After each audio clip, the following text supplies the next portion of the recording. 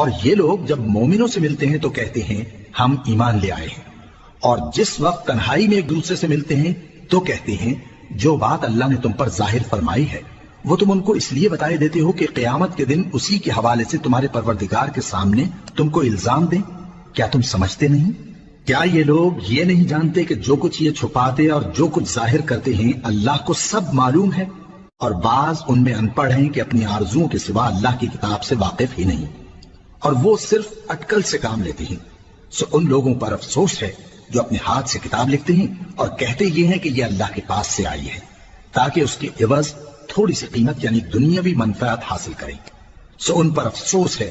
اس لیے کہ بے اصل باتیں اپنے ہاتھ سے لکھتے ہیں، اور پھر ان پر افسوس ہے اس لیے کہ ایسے کام کرتے ہیں، اور کہتے ہیں کہ دوزخ کی آگ ہمیں چند روز کے سوا چھو ہی نہیں سکے گی۔ ان سے پوچھو کیا تم نے اللہ سے اقرار لے رکھا ہے کہ اللہ اپنے اقرار کے خلاف نہیں کرے گا، یا تم اللہ کے بارے میں ایسی باتیں کہتے ہو جن کا تمہیں مطلق علم نہیں؟